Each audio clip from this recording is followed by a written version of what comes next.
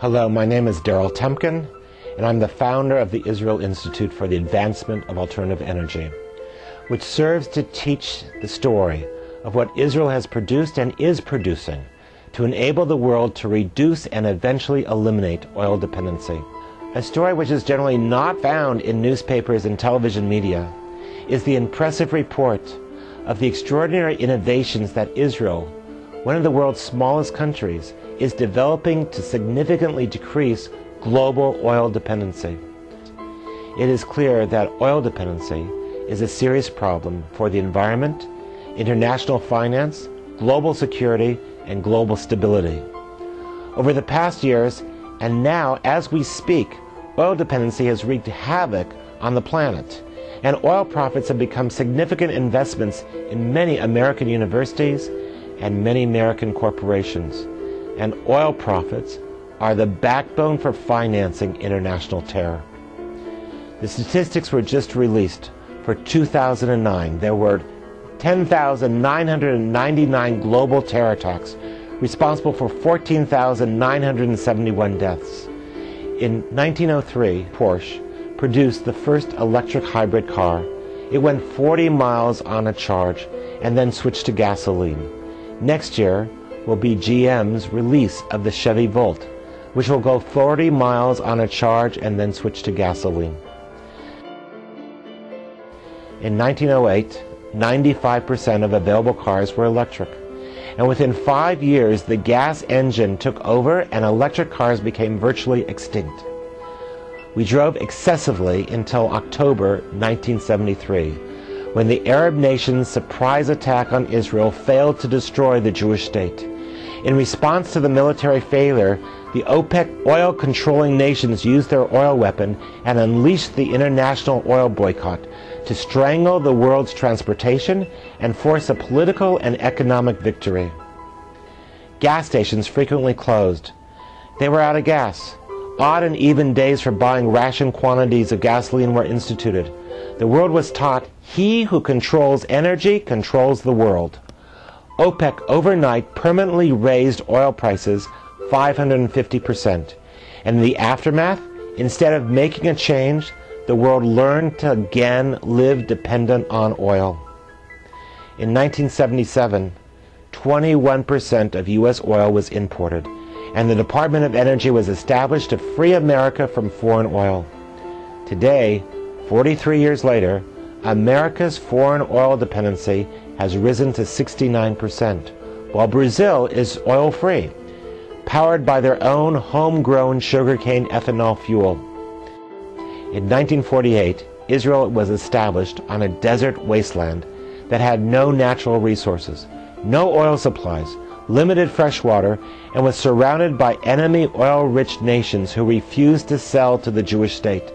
The only natural resource that Israel had was 330 days a year of bright sunshine. In the early 1950s, Israel's Prime Minister David Ben-Gurion stated, "In order to survive, Israel requires the study of desalination, massive utilization of solar energy, preventive waste of useful water, and the maximization of power from wind turbines."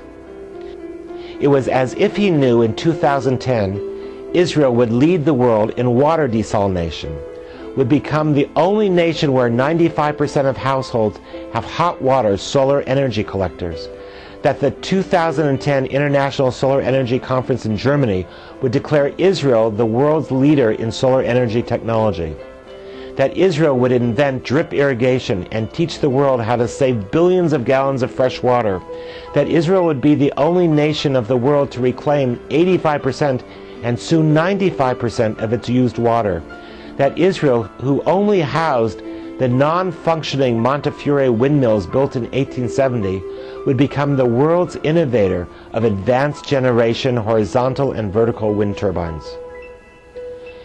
In the 1960s, Israel amazed the world by turning what was considered a worthless, impossible to cultivate desert into a garden growing outstanding tomatoes, oranges, and grapefruit, while inventing the cherry tomato and inventing the seedless watermelon. In the 80s, Israel entered the high-tech and biotech industries. Soon Israel was the world's leader for new thinking, scientific breakthroughs, and remarkable engineering accomplishments. In the U.S. Patent Office between 1980 and 2000, Egypt, with just under 50 million people, registered 77 patents. Saudi Arabia, with over 28 million people, registered 171 patents. And Israel, with less than 6 million Jews, registered 7,652 patents. Israel became the nation with the highest per capita number of scientists and engineers, the world's largest per capita producer of technology research, the home of the most startup companies outside of Silicon Valley, the largest number of NASDAQ companies after America, and the nation with the highest per capita number of Nobel Awards. The cell phone, the camera phone, revolutionary high-speed computer chips, breakthrough computer operating systems, thumbnail drives, advanced cancer treatment, new medical drugs, and cutting-edge medical treatments, including the camera pill, flowed from Israel. Microsoft, Dell, Google, Intel, SanDisk, Motorola, and many more major companies all blossomed when they took advantage of the Israeli wellspring of innovative thinking, problem-solving, and creativity. In 2006, Warren Buffett stated, "If you're going to the Middle East for oil, then don't stop in Israel. But if you're going for brains, energy, and integrity, then it's the only place to stop." Warren Buffett was impressed with the people who could take a desert and with a minimal amount of recycled water, turn it into a garden for food and biofuel.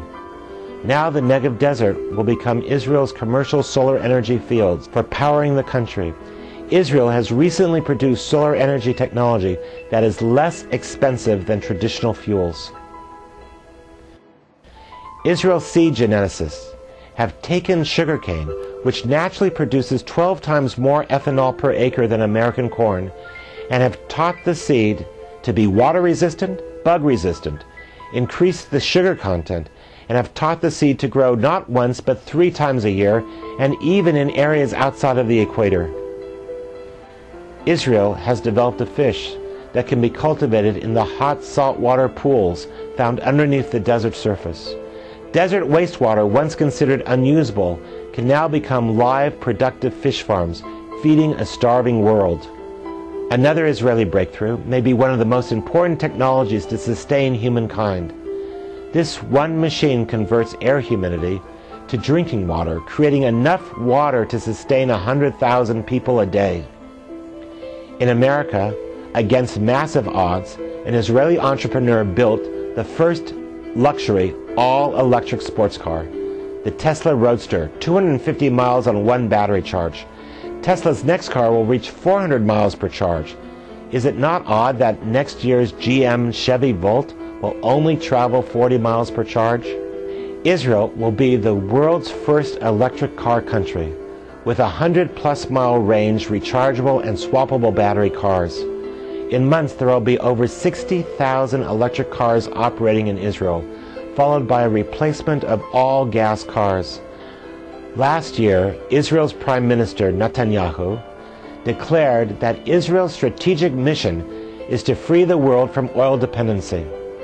Although many feel that this is an impossible task, Netanyahu stated that Israel is a nation based on taking the impossible and making it possible. The symbol of Israel, the menorah, reminds us of the duty to never give up and think that anything seriously dreamt is impossible. Ben-Gurion stated, "In Israel, if you don't believe in miracles, then you're not a realist." Together, we can help Israel make miracles happen and conquer the impossible.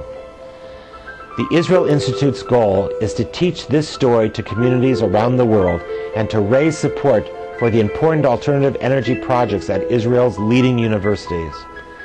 Please spread this story. You can help. Contact the Israel Institute and refer yourself as well as key people you may know who can help advance Israel's mission. Investment in Israel's technology growth can make a huge difference for the entire world. Capable contributors as well as capable investors are needed to make this effort a success. Your actions, suggestions, and contacts can make the difference. Please participate and contact I can help at israelinstitute.org. By working together, great success can be achieved, and oil dependency can be made into history. Thank you for joining me in this essential effort.